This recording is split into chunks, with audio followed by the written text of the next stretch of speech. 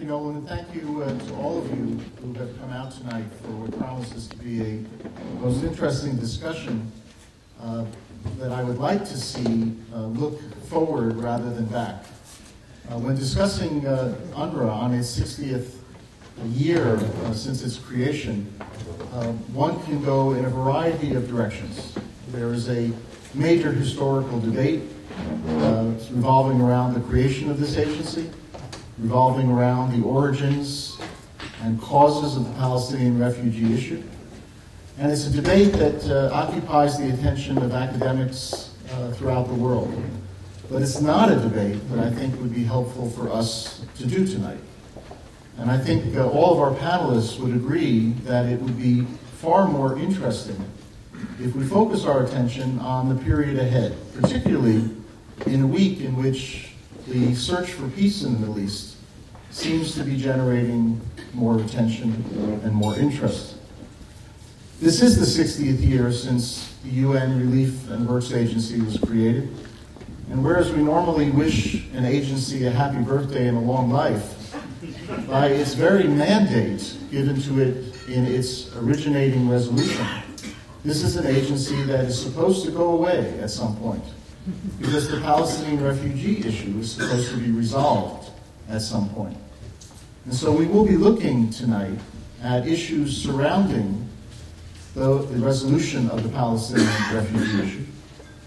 We're going to be looking at UNRWA's role as not only the provider of critically important humanitarian education and social services, but what role it also does and can continue to play in advancing the prospects of peace. We're going to be looking at some questions that very often don't become part of the public debate. Questions relating to the distinction, or should there be a distinction, between the status of a refugee and the refugee's reliance on UNRWA services. In other words, should Arab states and should the Palestinian Authority take on more responsibility for some of the areas that currently are being exercised by UNRWA, or is it more proper, until there is a resolution of the conflict, for UNRWA to continue exercising these roles? We will be looking at questions relating to what happens after a peace treaty. Does UNRWA simply evaporate? Or is there a continuing role for the international community which, rather than creating a new mechanism, can be absorbed and assimilated by the existing mechanism of UNRWA? We're going to be asking even more fundamental questions. Are Palestinians and Israelis ready to confront the challenging decisions of grappling with what may be, as Professor Shlomo Ben-Ami has suggested, at the core of this conflict, and that is a conflict of narratives. Narratives that began more than 60 years ago, but which still affect the decision-making within the two communities even today. And we'll be looking at American policy and American readiness to assume a greater role and a greater responsibility for dealing with the Palestinian refugee issue.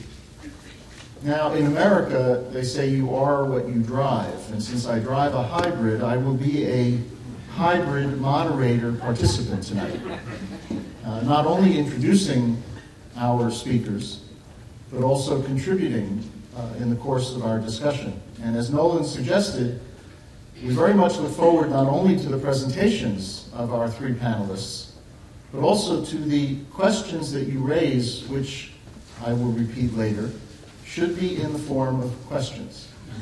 We have panelists sitting here and questions coming from there. So let us start with our discussion. Our first speaker will be Professor Shlomo Ben-Ami, followed by Professor Nabulsi, followed by Commissioner General AbuZayd.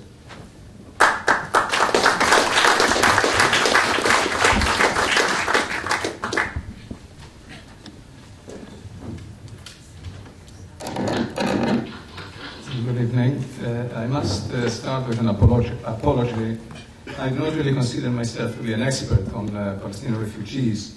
That is, I never studied culture of refugee communities throughout the Arab world, in Palestine and beyond. And my interest in the refugee problem comes from a strictly political perspective. That is, my interest in the need to resolve the Israeli-Palestinian dispute. I happen to be the head of Israel's delegation this is the first time I met Dan Kurtzer. He was then representing the U.S. Administration in that meeting, multilateral talks on refugees that came, as many other issues in this never-ending peace process, to a blind alley. But again, it is the political perspective that interests me most, and always from the perspective of a historian, which I am essentially.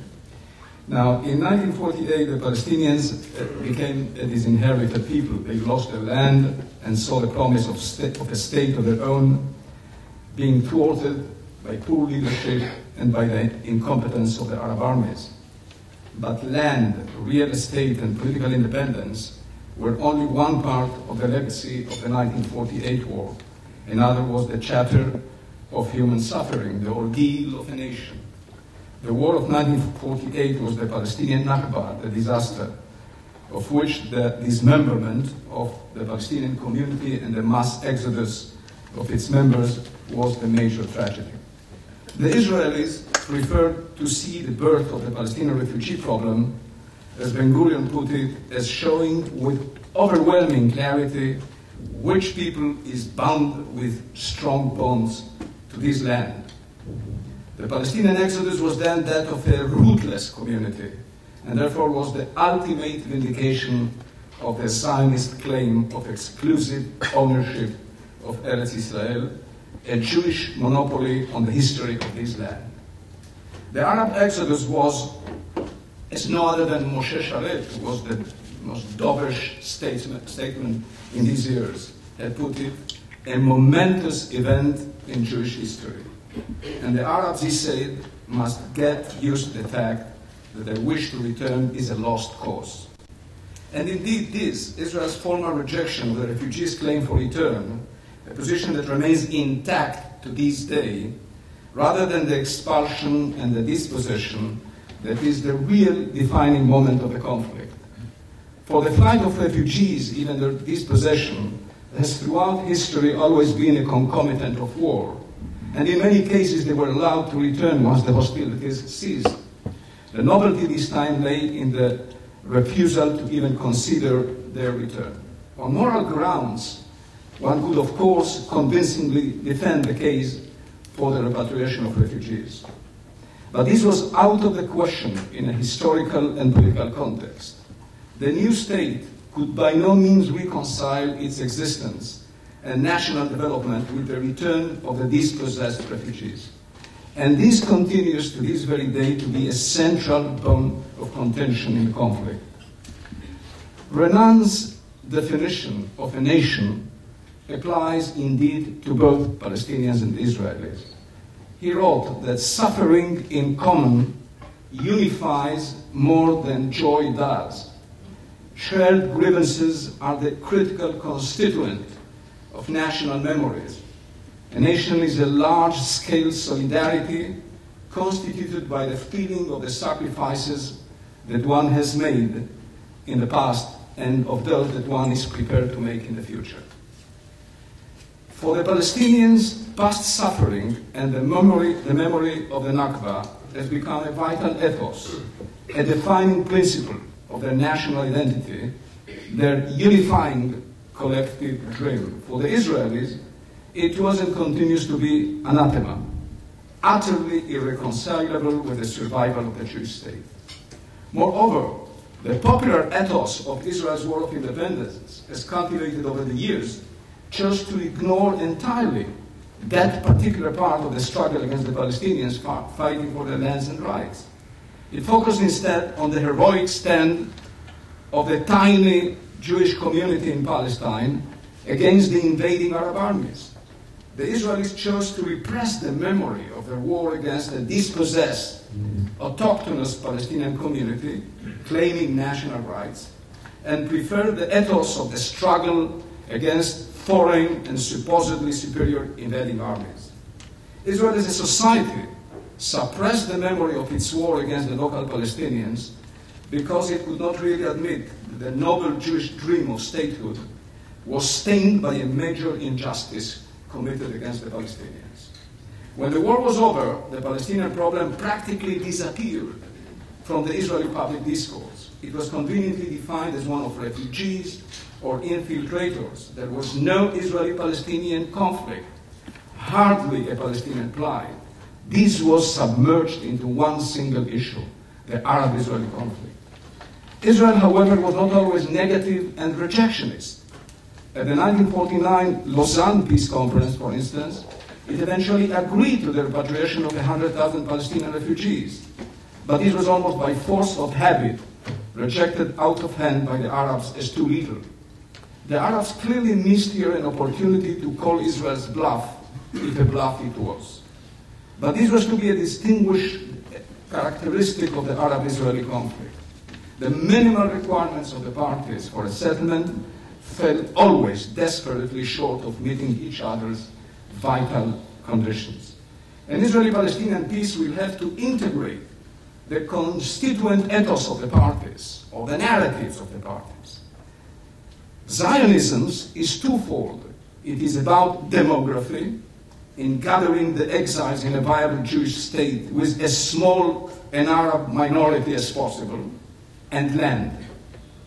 For the Jewish state, peace is certainly desirable, but not at the price of sacrificing these two fundamental ethos of the Zionist idea. Peace with the Arab states is a strictly political undertaking based on the restitution of territory. It is practically a real estate business between us and Syria, between us and Egypt. This is not the case with the Palestinians. Peacemaking with the Palestinians is an attempt to almost break the genetic code of the Arab-Israeli conflict, and perhaps even of the Jewish-Muslim dispute, by touching religious and historical certificates of ownership.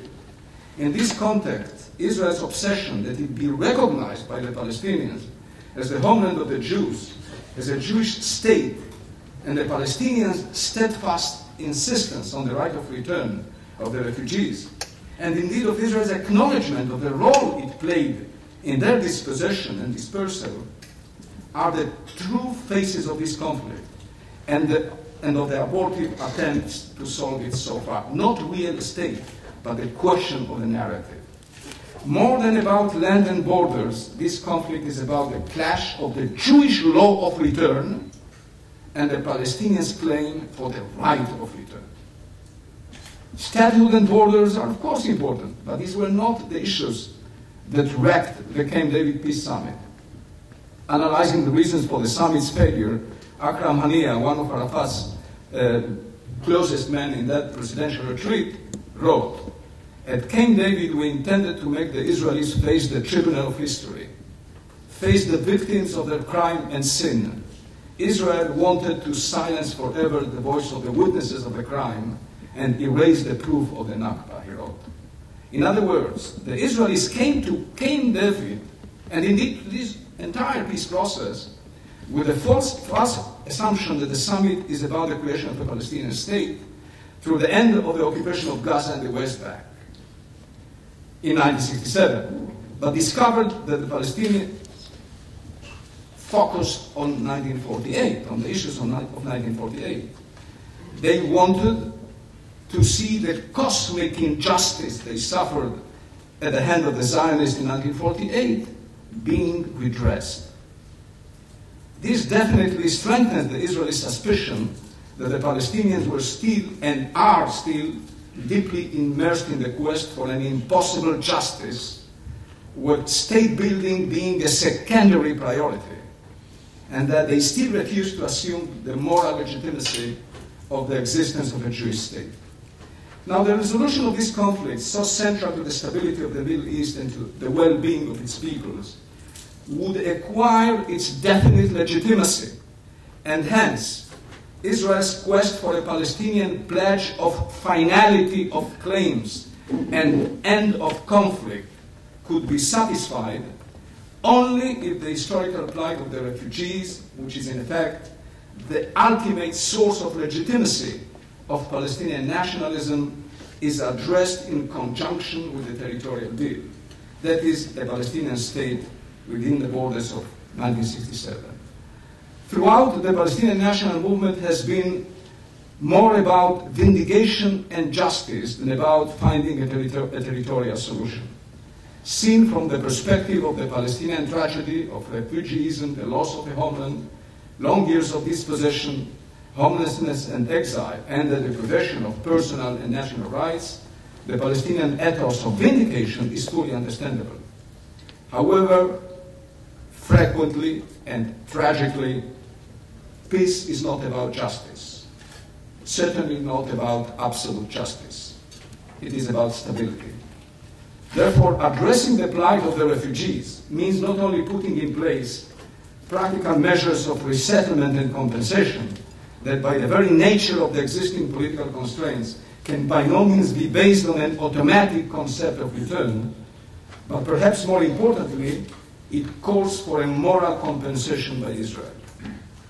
In other words, the problem of the refugees needs to be put at a much more central place in the peace discourse, and Israel should not insist on its suppression and negation. It needs to recognize that when the Jews, who for thousands of years waited with humility for their redemption, made eventually their re-encounter with Israel as a sovereign nation, they assumed the inherent immorality of war. And as the land was bisected by the sword, the Jewish state came into being much on the basis of the massive uprooting, dispossession, and disinheritance of Palestinian communities and hundreds of thousands of Palestinian refugees. Israel should develop enough self-confidence in its solidity as a nation in order to integrate into the curriculum of its schools the tragedy of the Palestinian Nakba and the essential contribution of its new historians to our understanding of the 1948 war. The solution of conflicts of this nature requires that historical memory be recovered and addressed, and the narratives of the parties be given a proper hearing, sometimes through the creation of truth and reconciliation committees. Otherwise, a 1967 solution would not bring an end to the conflict. It will stabilize the situation, but it will not bring a solution that is long-lasting. Such a truth and reconciliation committee would not be a one-sided tribunal necessarily. It would put only Israel in the dock, for both sides would have to face the responsibilities. The Palestinians share a non-negligible part of the responsibility for the tragedies that have befallen them. So difficult is this subject and this topic, and all attempts to find the key to its solution failed so far that the magicians of the Geneva Accord decided not to include a chapter on refugees in the final accord. There is no detailed chapter on refugees there. And this is because we are trying to talk of numbers. We are trying, and the Palestinians are very reluctant to speak about numbers. They remember our experience. To put a question to a Palestinian interlocutor, well, okay, tell me how many do you think should come back? You won't get an answer, and understandably so, but because he will be seen as betraying those that will be left behind. So there are no numbers. It's essentially, in my view, it is about the recognition of the magnitude of the tragedy and the share of responsibility that matters more than the numbers. As to the practical solution, you might not be surprised perhaps of my nostalgia for the Clinton peace parameters, according to which the Palestinians, I quote, should have the right to return to historical Palestine. Should have the right to return to historical Palestine, but with no explicit right of return to the state of Israel.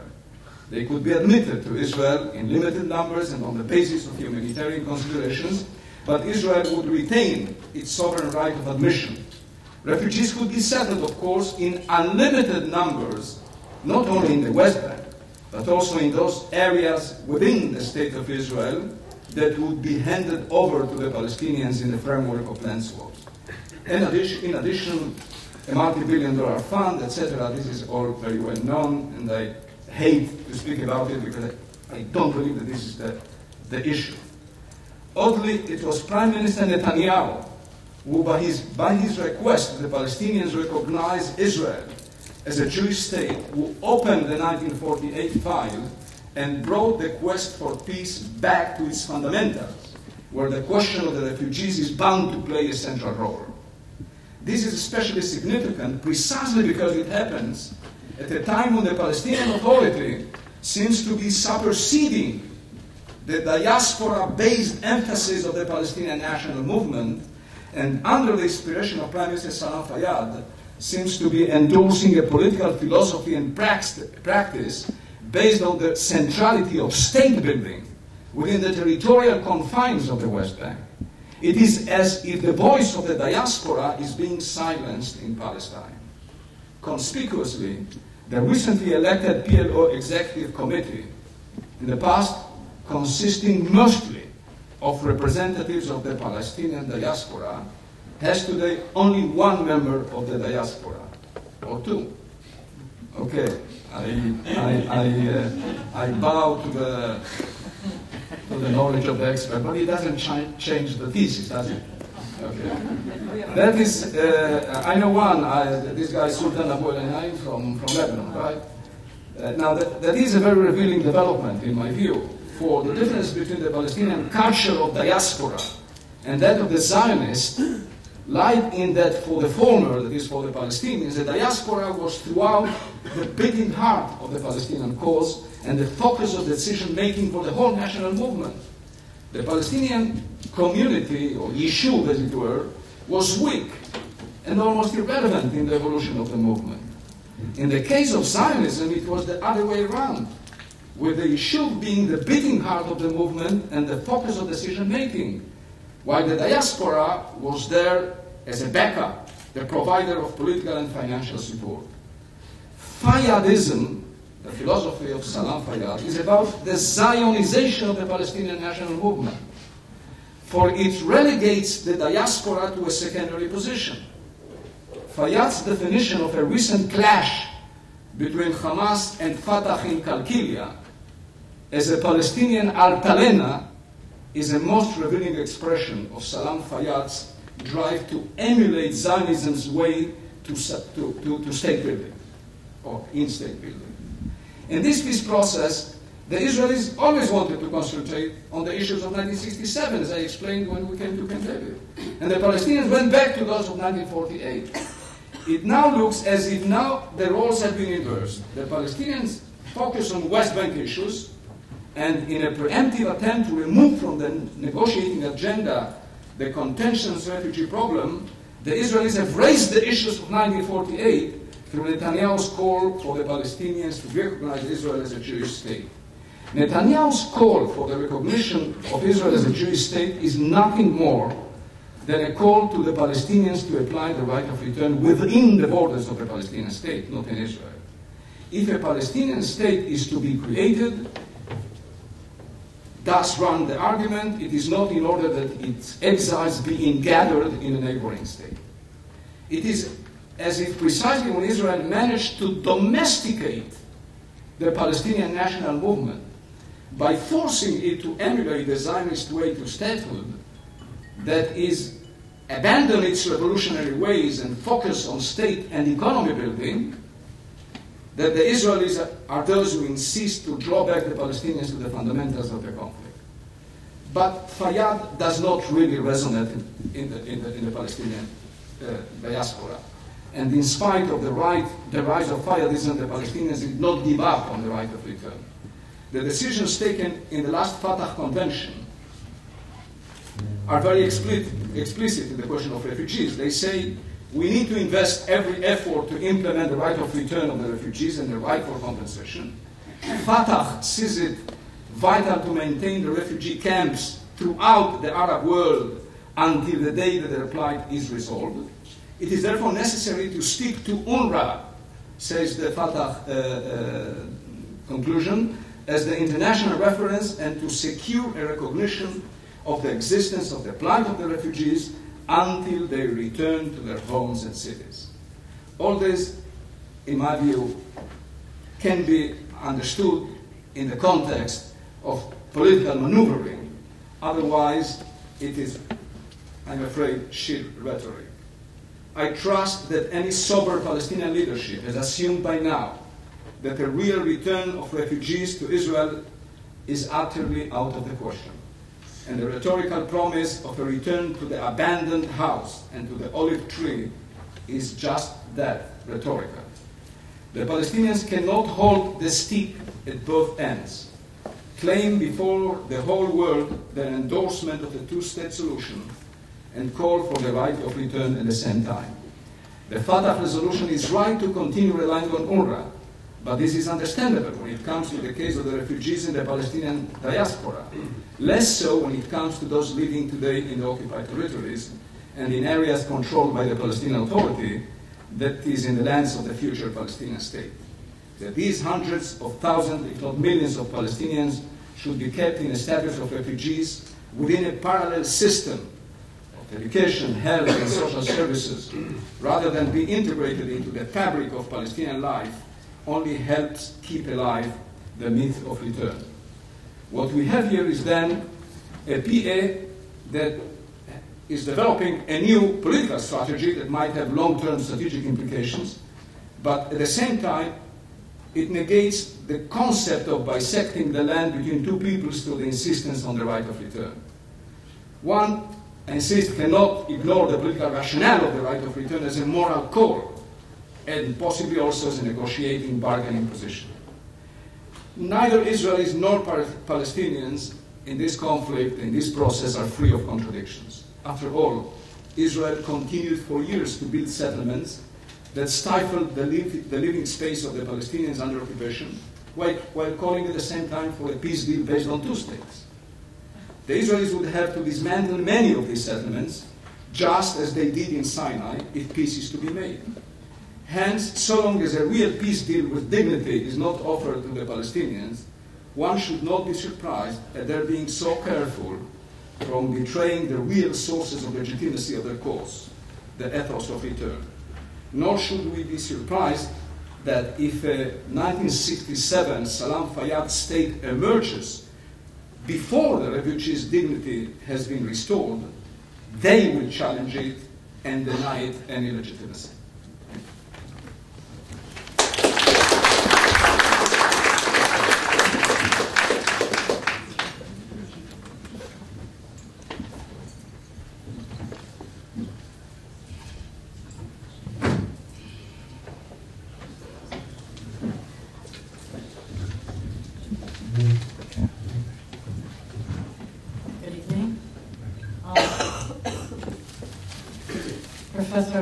Revealed himself when he came up to the podium as an ex-negotiator. I'm going to have to do the same. I think three of us, therefore, on the panel were at negotiations. I was a participant between 1991 and 1993, and although I was not working on the refugee file, but rather the elections file and the Geneva Conventions, I can say that it remained at that time for us the primary issue. And even though it's not the primary issue in negotiations today, it is the prime issue of the Palestinians. So I'd like to start by saying today we are looking at the core of the conflict, and I think not before time. Given we are marking here this evening 60 years in the life of an institution whose purpose was and remains to ameliorate the conditions of the victims of this conflict, the Palestinian refugees. The United Nations Relief and Works Agency was established to deal with an immediate humanitarian crisis engendered by the creation of hundreds of thousands of refugees, and it remains today and in all these long decades that have passed since then. As an institution that serves generations of Palestinians, and an institution that aims to recognize the humanity and the dignity of each Palestinian who passes through its schools, works in its distribution centers, or receives emergency relief. One of my aunts was a teacher at an UNRWA school in Lebanon in the 1950s. So I would like to start my remarks by taking just a moment to return to the nature of how she came to be teaching there and what it means for Palestinians to be refugees today. In the last week of April 1948, the combined Irgun Haganah forces launched an offensive to drive the Palestinians out of the port city of Jaffa, forcing the remaining inhabitants to flee by the sea. Many drowned in the process. My aunt, along with other members of my family, survived the trip to begin a life of exile on the Lebanese coast. Each Palestinian family grows up hearing again and again the stories of those final moments in Palestine, the decisions, the panic, as we live in the midst of their terrible consequences today. Throughout 1948, Jewish forces expelled tens of thousands of Palestinians from their villages, from their towns and cities, into Gaza, the West Bank, Lebanon, Syria, Jordan, Egypt, and Iraq. Hundreds of others, thousands of others, fled in fear. The purpose was to create, as was mentioned just now, a purely Jewish state, ethnically cleansed of the original inhabitants who had lived there for centuries. The creation of the State of Israel was the heart of this cataclysmic historical event for the Palestinians, the mass forced expulsion of a people, the more than 50 massacres carried out over that summer of 1948 by various armed Jewish forces to induce fear and flight, the demolition of villages, hundreds of villages, to ensure the refugees could not return. All of this is summed up in a single word for Palestinians: the Nakba, the catastrophe. David Ben-Gurion, founder of Israel, said in 1949, "We must do everything to ensure they do never return. The old will die, and the young will forget." But the young have not forgotten. Accordingly, until the refugees are put at the center of a real, substantive peace process, there will be no peace. A simple truth, and one that is rarely, if ever, told in all of these years of the peace process, is that this cataclysmic result of that dispossession of the majority of our people from our land, the destruction of our society, means that the right of return to one's home, enshrined in UN resolutions, international law, since 1949 in the UN, is more than an aspiration. It is understood not only through law, but by every Palestinian, both as an individual and, importantly, as a collective right, and one that accrues to any refugee anywhere. So for those Palestinians in the mainstream, negotiators even, who have been seeking a viable settlement, a personal position on the right of return hardly matters. Once understood that the Palestinian people consider it the essence of their identity, the very basis of their struggle, then peaceful negotiations with Israel means that this simple truth is recognized as a starting point for any authentic peace process. So just to be very clear, to those who say that the refugees are the obstacle to peace, I would argue that they are instead the key to peace. To those who claim that allowing Palestinians to choose whether they return to their own homes, villages, farms, and cities is an aggressive or a destructive act, I would say reconciliation between both peoples must be the goal of anyone who is serious about peace. To those who argue that the victims of the conflict, namely the Palestinian refugees, are actually the villains of the current peace process by holding on to their rights, and that until they surrender these rights, no peace can come, I would have to conclude that there is no serious commitment to the difficult challenges of making peace, and that we may prefer to stay in a state of war between our peoples. To those who say that a peace deal is only possible if you exclude entirely the victims of the conflict, the majority of an entire people, from a peace process, I would simply point out that the only way that peace has ever been achieved in long-standing and entrenched conflicts across the world is by making peace with the actual people concerned. Peace is achieved through inclusion, participation, respect, and involvement. So how did we get to such a situation in 2009, where to argue for basic human rights according to the UN Charter, principles, declarations, resolutions, and the very principles that guide and underpin conflict resolutions the world over, is seen as the very obstacle to obtaining peace? You might well see that when dealing with Palestinian refugees, it is claimed they are the problem rather than the solution.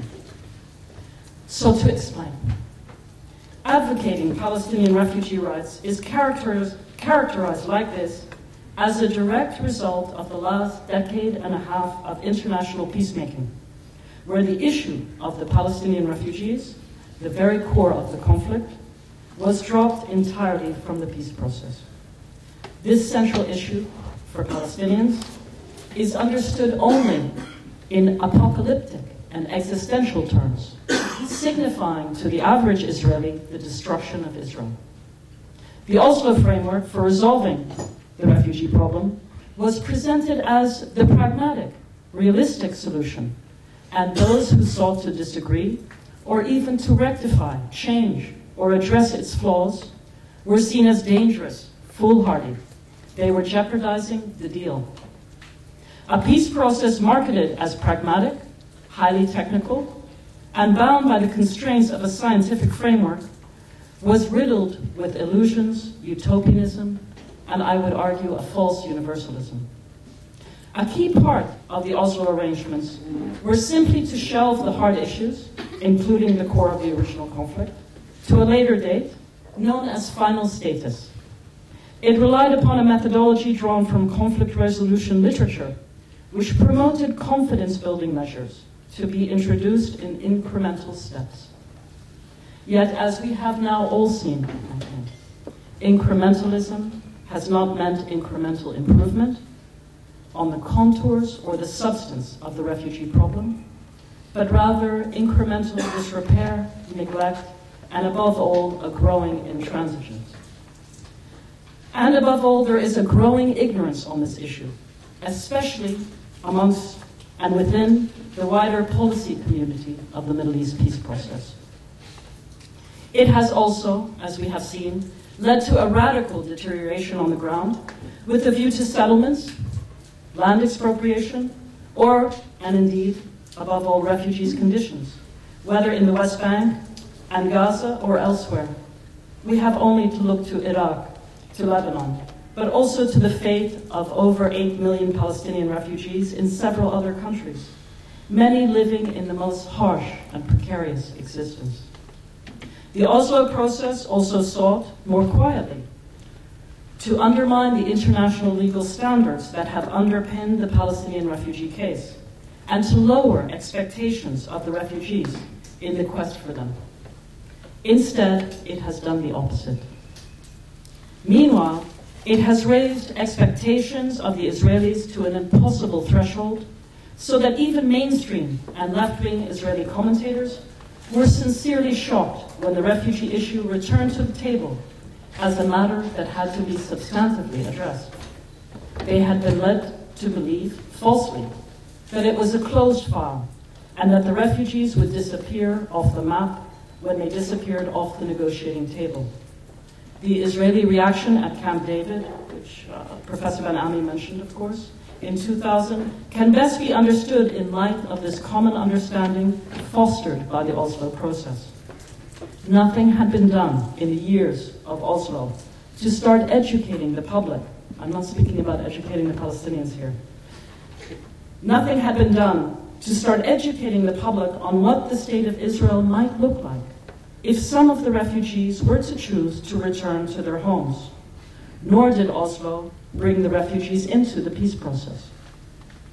A vast wave of research was undertaken after 1993 guided by this unspoken understanding of a final settlement that would comprehensively ignore refugee rights. Instead, it focused upon developing mechanisms that would impose this settlement through a system combining compensation, absorption of existing refugee camps in the West Bank and Gaza into local neighborhoods, of the refugees into host and third-party countries, and the resettlement of some into the West Bank. This was to be done by mutual arrangements between the Arab host nations and those of the international community involved in the peace process. They were to present it to the refugee population inside and outside the West Bank and Gaza as a legitimate agreement negotiated by the Palestinian Authority, acting in the name of the Palestine Liberation Organization, whose presence and signature would guarantee its legitimacy.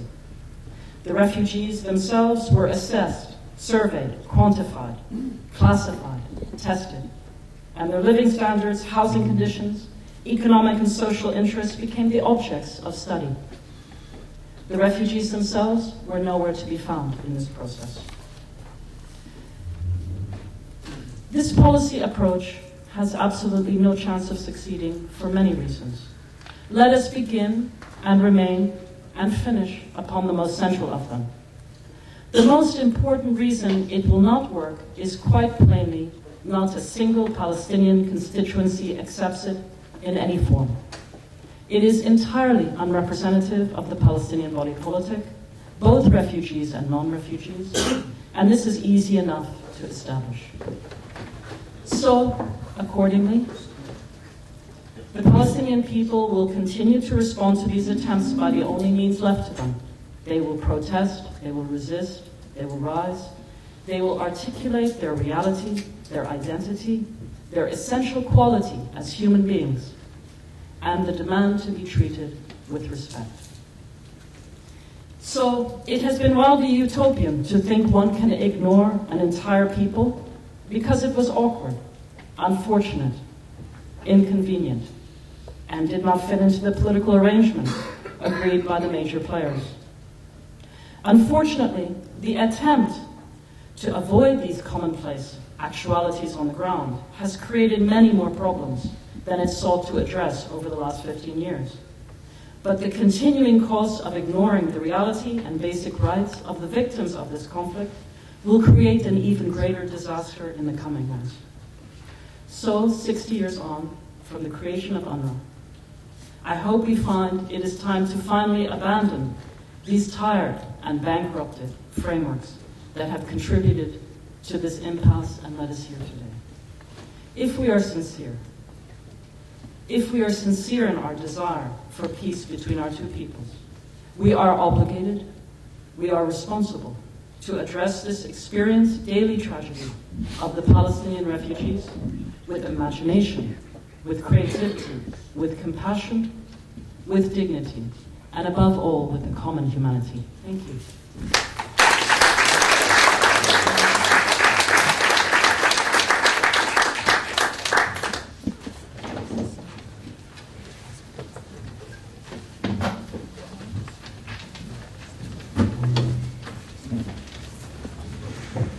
Well, I should be rather brief after these very profound, I would say, very provocative and very personal presentations we've heard already.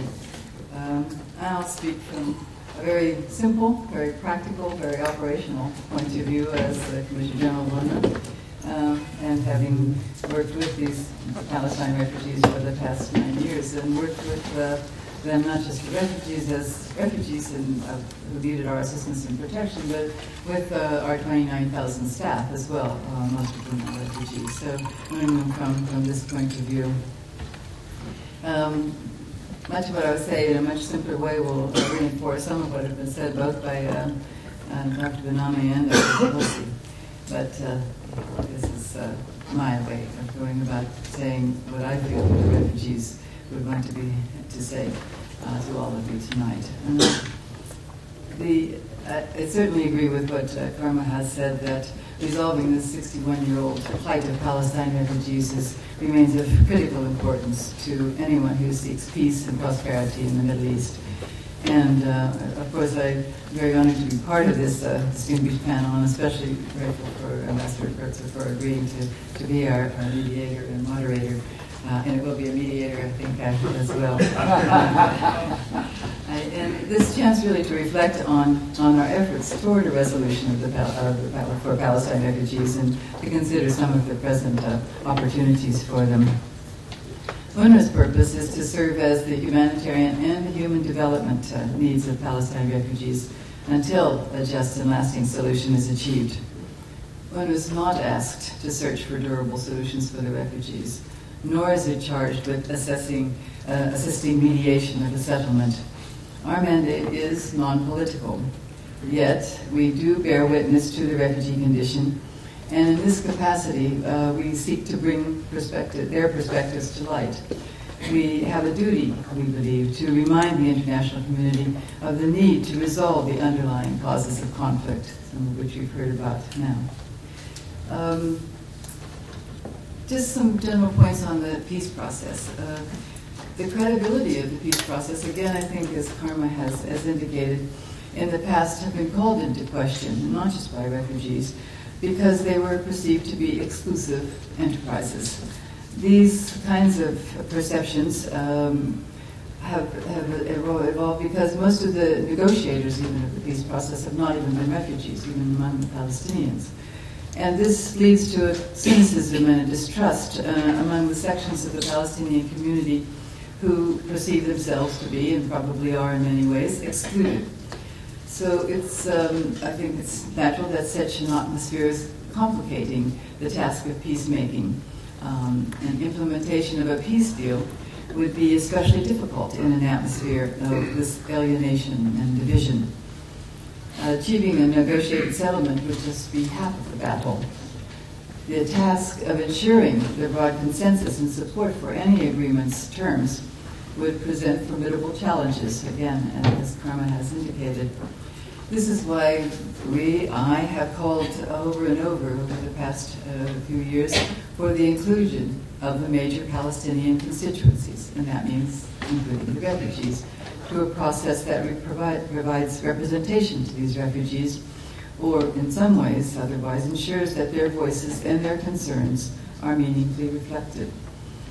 This, of course, is a challenge to peacemakers, but again, as Karma's pointed out, and I think that many others of us have pointed out, with respect to refugees all over the world and over the decades, when consulted, the refugees, now including Palestinian refugees,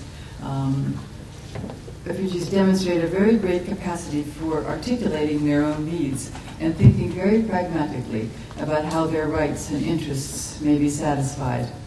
So rather than derailing the process, these inclusive approaches give the process sustainable life. The context in which the negotiations are conducted is of critical importance, both for the confidence-building purposes and to ensure that realities match the rhetoric. There's a need to avoid a situation where agreed formulas on statehood or refugees or other elements of the conflict cannot be implemented in practice, or where resolutions that fit political dictates don't fully resolve the protection needs of the refugees. Now, UNRWA has spoken out about the humanitarian crises in the West Bank and the Gaza Strip, where punitive siege is destroying Palestinian productivity, increasing aid dependency, leading to chronic depression and stress among youth and adults alike, amongst other deprivations. There's also a very precarious situation in Lebanon, where some thousands of Palestinian refugees eagerly await a return to homes in a reconstructed Nabulsi camp. Now, I call attention to these conditions because there's a need to narrow their disparity between the talk of peace and the human realities on the ground. I move more specifically to the refugee issues. Let me point out, which many of you may know, that the Palestinian refugee, we've heard this already, constitutes a core element of the overall Arab-Israeli conflict at both symbolic and practical levels. For example, more than 70% of the Palestinians are estimated to be displaced.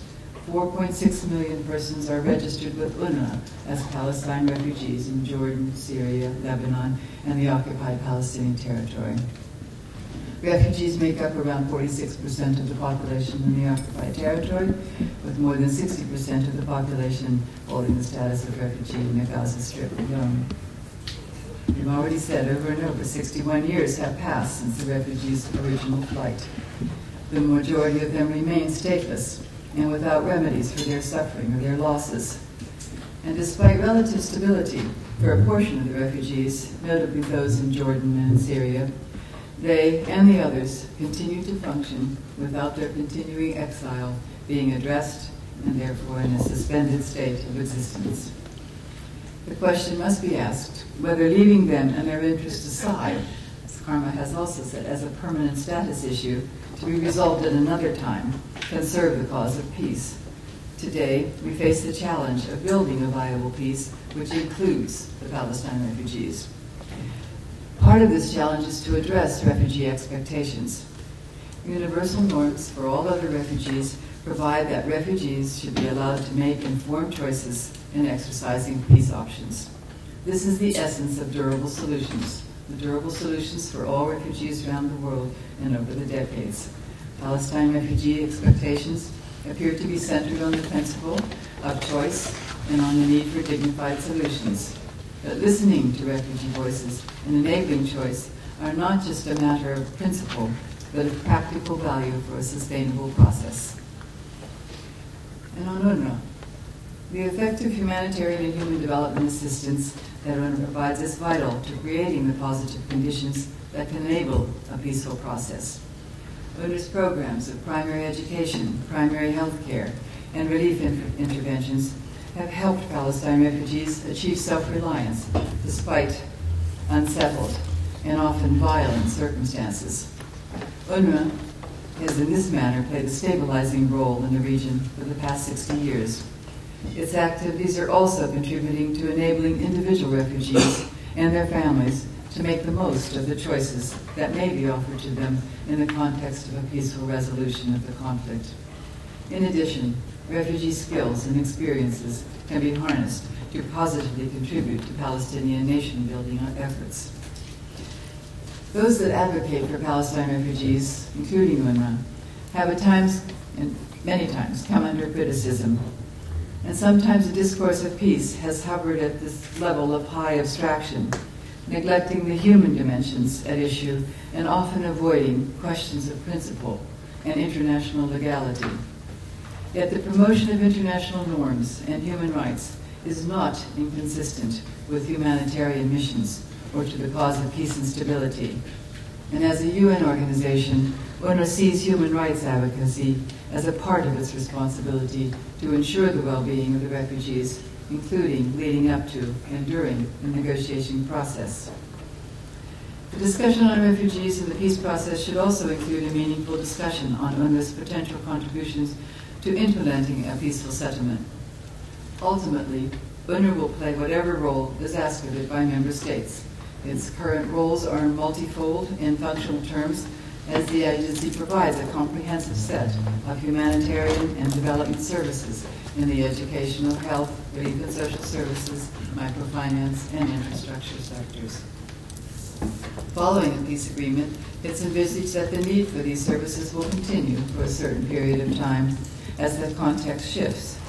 Many of our assistance activities will be essential to stable transitional processes and to consolidating a post-conflict dispensation until we can hand over our activities, our infrastructure to others. UNRWA's close proximity to the refugees and its long-standing relationship with the host authorities make it well-suited to assist in meeting peaceful goals in partnership with other relevant agencies and organizations. My hope is that the many constructive ideas debated here will continue to be discussed as a matter of urgency, so that the immediate future will usher in an era of conflict and an end to the conflict and durable solutions for the refugees and the Middle East region. Thank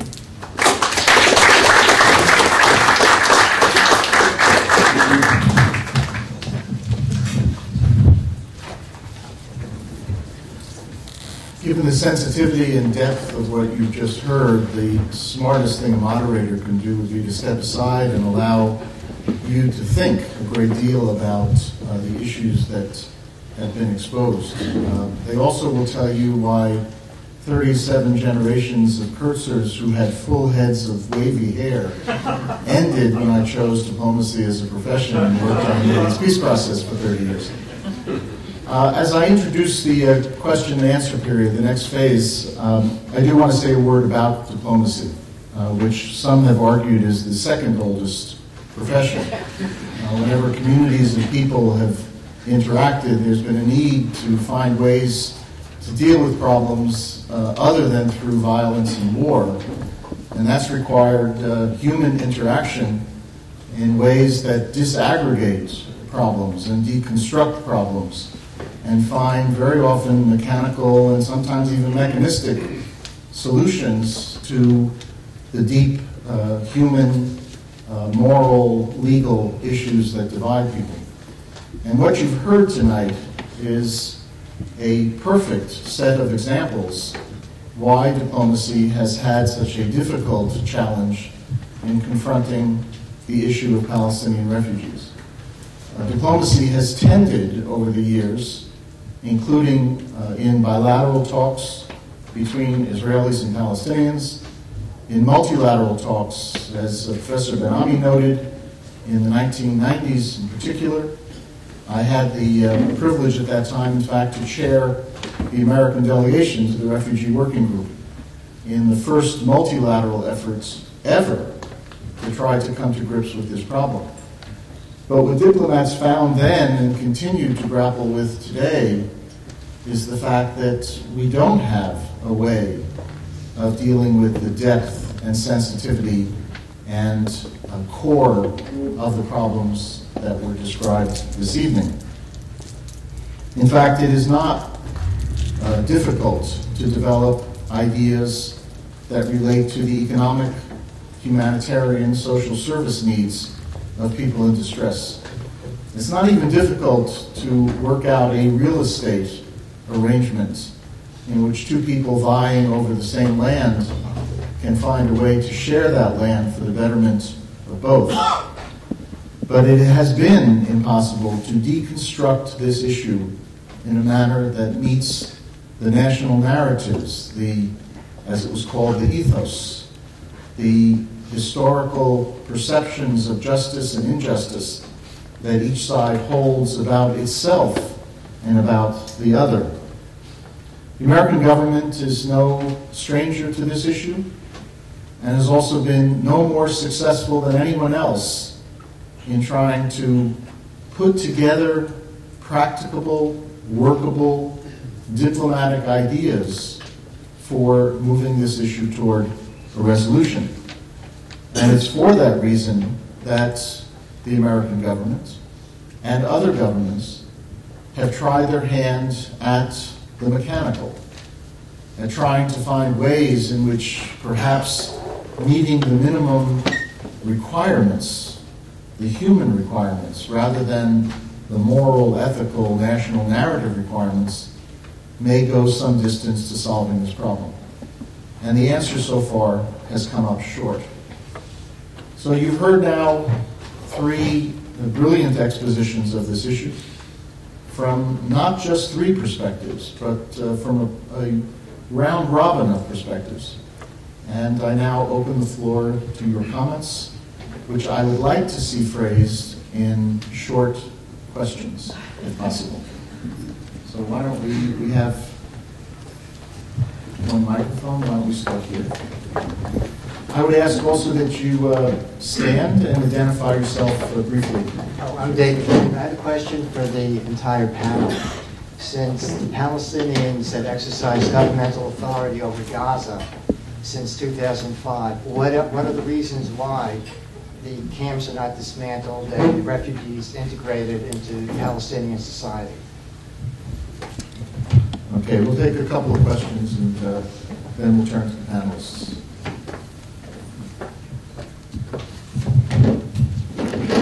Hi, Jeff Laurenti, Woodrow Wilson School, MBA, 1974. and now at the Century Foundation. I was impressed by the richness of all of these presentations. I thought Shlomo Ben-Ami's particularly courageous. You wonder how this guy would ever have gotten elected, being so honest.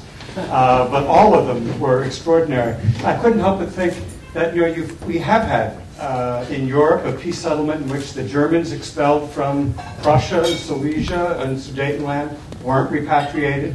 India and Pakistan partition, which you didn't have. Once you went, you had no chance ever of going back.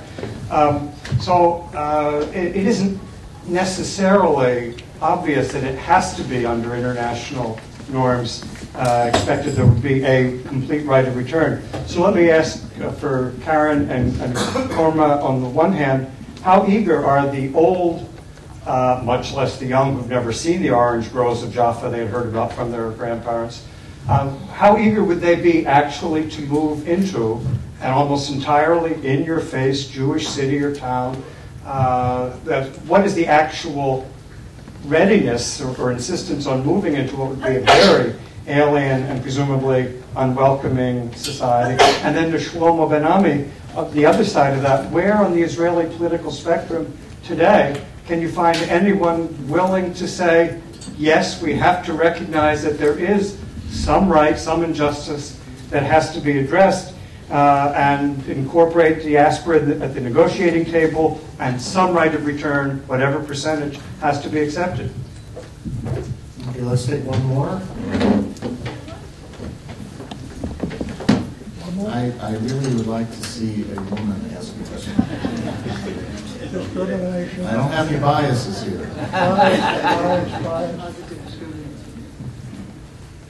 How about a former student, Joy? Hi, Joy. No, that's terrible. Okay. All right, so, Joy, you do have a question. When you talk about transitioning from the current situation, sort of from practical and infrastructure perspective to a long-term solution, and particularly when it comes to jobs, how do you see the agency transitioning from the job creation programs it has now to handing over a project or a process like that to a long-term government? Okay. Shall we go in reverse order this time? Yeah, Karen, you want to tackle those first? Yeah. Although I think I would go after Karma for one of the questions.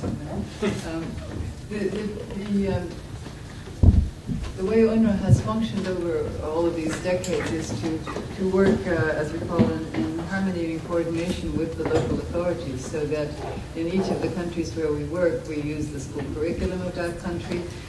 We coordinate with the technical departments in all the countries with respect to our primary health care services, and so on.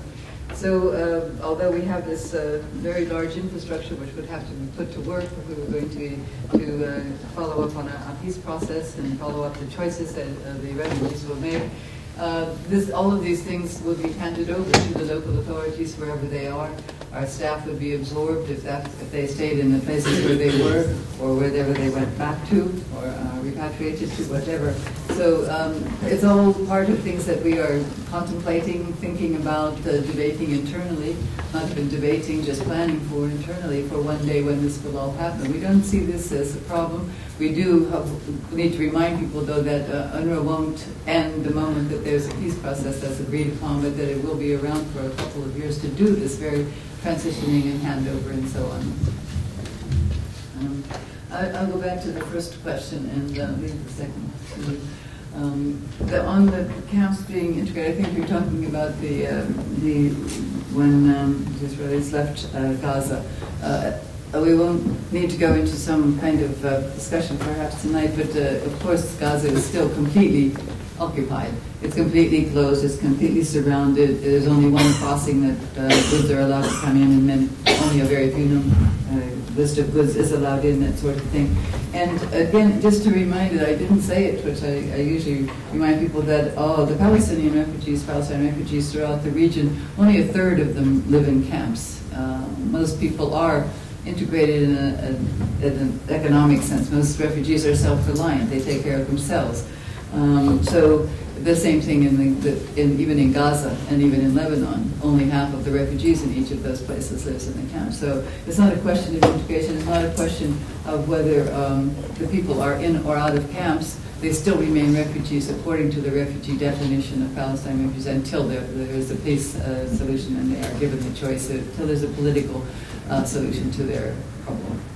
But to expand the question, just to touch, as I noted in my introductory remarks, if you now have a Palestinian Authority, why could there not be, or should there be, a distinction drawn between refugees maintaining his and her status as opposed to who provides the services to them? And so UNRWA, in this case, might transfer some of its responsibilities to the Palestinian Authority while not impinging upon a refugee's identity card, his or her rights. Is that something that's been discussed, been debated? Is it too politically sensitive? Partly so. And someone would have to provide these services if it weren't us. That is, that the government would. A place like Jordan, where there are many refugees who vote with their feet and begin to go to Jordanian schools if they wish. This is the kind of thing that happens. They begin to integrate it that way. But I think many refugees want to preserve. They are refugees. They want to insist they're refugees. They rely on UNRWA. UNRWA has the mandate to take this according to all UN resolutions. So we will continue to provide the services as long as the refugees remain refugees and want our services. We provide services only to refugees who want them. I'm always surprised when I think about Gaza, which is such a closed-in small community. I know that even more than 60% of the people there are refugees. And yet in the schools, there are about 37,000 Palestine refugee children in the government schools. They've just chosen to do that. So you may have to say something. Yeah, I mean, just to follow up, I suppose, is also to mention that, you know, we have, I think, it's 4.5 million refugees registered, but that's not all of the Palestinian refugees. The Palestinian refugees are not defined only by being registered with UNRWA. They got their registration if they went for emergency relief and decided to register. I mean, members of my family, many thousands of Palestinian refugees, if they had family or if they found work or if they did something, did not register. So that's not really the classification of who's a Palestinian refugee. That's those that were expelled or fled during the 48 conflict. But I think the problem about wanting to shift to a development of, let's say, the Palestinian Authority becoming a host or becoming responsible for the refugees is in practical and legal terms, it is a host country for those refugees because the refugees are not from the West Bank and Gaza. They're refugees in the West Bank and Gaza. And I think the sensitivities is because there's so many attempts to resettle this issue without addressing the issue. So all refugees would see a kind of handover or a removal of the UN as being responsible for them as part of an attempt to get rid of this issue through other means, at least for the refugees in the West Bank and Gaza. So, and then the ones outside would just somehow disappear and be resettled into that. And so it's become, there's been so many of these discussions and attempts that are very behind closed doors, but so public that it's made the refugees so frightened. They're so excluded from this process. They have not been involved in all this process. Nobody is telling them how they're being represented. That these kinds of suggestions, although they may seem very practical, actually are very counterproductive to looking forward to a peaceful process. I mean, people were looking at the Oslo period, and you know, the interim steps. I was involved in negotiations just up till before the signing of Oslo, but those early years, there was an understanding that confidence building would start and people would tackle the final status issues. The education about who the refugees are. I mean, one gentleman asked a question about what do refugees think. You know, some contact with who are the refugees, where do they live, how do they think, what's happened to them, bringing them inside the process was meant to be tackled like the settlements were meant to be tackled in those early years. You know, starting to address those issues. And because they weren't, the neglect of this issue and the neglect of understanding about this issue has made it much more difficult to talk about outcomes. I know in those early years, when there was an idea of a sovereign Palestinian political, polity being built, there was some excitement of the young generation that they might want to resettle. It's not return, because return is to the home and to the property and to the place you come from. Resettle in a new. There was a lot of interest in resettling in a new Palestinian state that was being built. Look at what's there now. What young Palestinian would want to resettle in Gaza, in the West Bank, when you can't move? There's 600 checkpoints. There's the absence of democracy. There's a deep. So all of these things are connected to each other in a peace process on the recognition of where the refugees fit in that process and why it needs to be addressed right from the start. So I'll just go to the second question more directly about how would the refugees, how would they respond to that? And I think that's the most interesting kind of questions. And it's about, I really agree with Professor Ben-Ami that talking about numbers and this, it's so counterproductive. It's so, because everybody wants the outcome before the refugees have been involved in decision-making and choice. And all of refugee law and all of refugee history of international law is based on refugee choice. They have the right to be considered, to choose what they like to do. There's been some interesting projects on a very local level, very creative template, in which some refugees went back to their destroyed villages, and people started a conversation about, well, would we come back here? Would we live here? You could look at all of these in other refugee cases, in Kosovo and other countries, where refugee choice means that they can explore those options. And they have some of these, which were fascinating, because the conversation suddenly changed from all of this apocalyptic, right of return, destruction, this, that, this is all the end of the world, into really practical, positive, conversations. And when they went back to this to the destroyed village, and they started talking about, well, what about where are the schools, what's going on, this is our house, this is where you live, etc. And then people from the local Israeli town came and found them there, and all hell broke loose. Because they were like, what are you doing here? And then suddenly they started talking about it, and they were saying, well, this is where I used to live, and I used to show them. And the conversation on that local level, without all of this really closed way, was exactly where we have to start looking at dealing with this issue. It's not just that diplomacy is not the language for this. We can look at lots of other languages that are appropriate for this, but also to other conflicts and how they've been solved, and look at best practice in those. And that is very participatory. That is really getting people involved. And we know from that experience that in Northern Ireland, South Africa, everywhere, that you need to include the people in that process. And so that's my answer. I think the third question wasn't for me.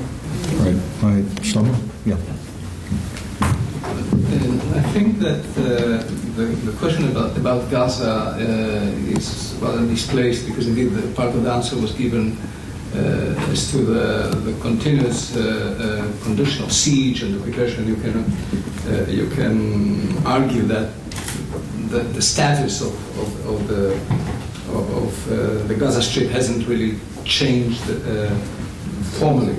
Now, and therefore the question should be focused more, in my view, on the West Bank. That is, this is where, in my brief presentation, I mentioned the question of, and we have here two additional perspectives to the same question. It seems to me that at some point in the West Bank, if indeed the Salam Fayyad philosophy continues gaining ground, which I don't really know, but it seems that he's changing many fundamental things in the way that the West Bank is being run.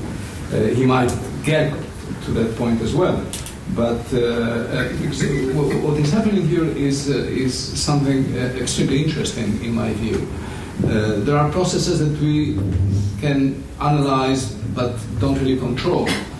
And this business of economic peace, which of course is no substitute for the real thing, is having some meaning. It is changing conditions on the ground, not radically, not in a revolutionary way, but yes, indeed, gradually. that Netanyahu does not mention that too much is because he doesn't want to alienate his own constituency, but he's doing things that the previous government didn't do in terms of easing the movement of Palestinians in the territories, because if you want economic peace, you obviously need to do to improve conditions on the ground, and this improvement of conditions on the ground that creates a problem for Netanyahu, because you can't say on the one hand that the Palestinians are not ready to stand for statehood, which is a recurrent argument, but then change the conditions in a way that, yes, they Zionize the movement in such a way that they are more ready, and then you do not pay the price in terms of land and settlements. So I think that very soon he will be in contradiction with himself, and in a way that he will have to resolve it, because I think that there are changes on the ground in the West Bank that needs to be taken into consideration by observers. I don't want to embellish it more than it deserves, but there are changes compared with the Barak government and with the Netanyahu, with the Olmert government, etc. And this again changes the reality on the ground. And then why don't you agree to the creation of a Palestinian state, for a full-fledged Palestinian state, if indeed they have become, in the words of the chief of cabinet of Ariel Sharon, they have become Finns. So this is where I think they are coming into a contradiction, and they will have to resolve it. Now, I think the Germans have a law of return. I think that the Germans have a law of return with regard to Germans in the Soviet Union, Russia. And this reminds me, of course, of the similarities between Jewish nationalism and, or in the case of East European nationalism. In both cases, there are ethnic nationalisms. That borders are important, but not so much as the ingathering of the ethnic group. So you have in Germany that element of return. Now, which is the constituency for, say, for my kind of discourse that falls obviously short of the necessities of the Palestinians? It might be in the Israeli context somewhat in the outer limits of compromise, but when it comes to the Palestinian view, I guess it falls quite short of the fuller necessary discourse. So it does not exist really, I must say. It exists on the very fringes where you do not have any capacity of influence. The Arab parties, I guess, and not even Meretz. Meretz is a very Zionist party, and when Yossi Beilin in Taba was left to discuss this question of narrative with Nabil Shah, he was quite resistant to the question of responsibility, of assuming responsibility. Perhaps he was afraid of what could be the reaction of the Prime Minister, but that's not a mainstream discourse. In fact, it expresses this rejection, this resistance, expresses itself in the attitude of the Israeli educational establishment to the new historians. I mean,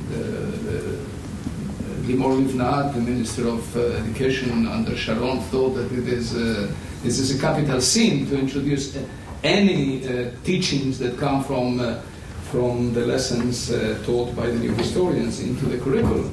And I think that this is the moment where that this debate should open in Israel, and it is natural that there was a conflict, there are new findings, there is a new perspective, a new view of history, and this should be taught to students. And I'm afraid that there are no conditions for that with the current Minister of Education, and I don't see where is the constituency.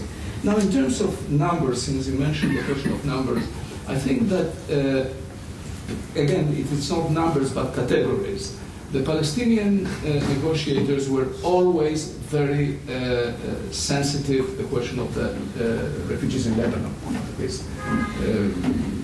I sense that that would have been a game changer for Arafat if Israel would have accepted a deal on the refugees in Lebanon, because of the special status of the refugees in Lebanon in comparison with the status of the Palestinian refugees elsewhere.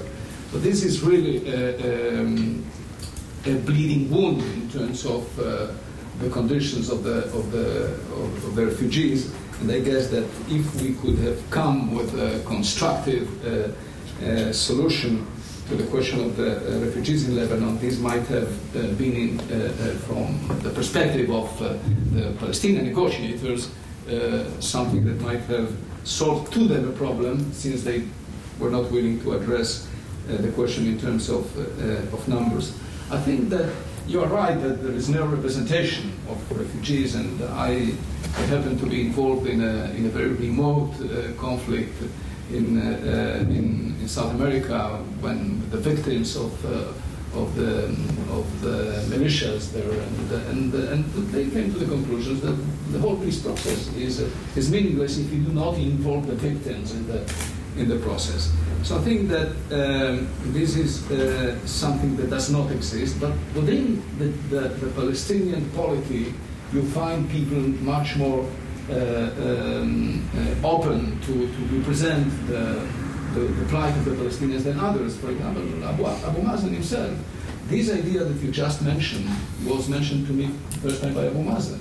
That is, bring refugees to visit, to talk about, to see the places, and even open a dialogue with Israelis living there, etc. I think, and I myself heard Arafat, because he was not a refugee man. He was not. He was much more centered on questions of Jerusalem for him.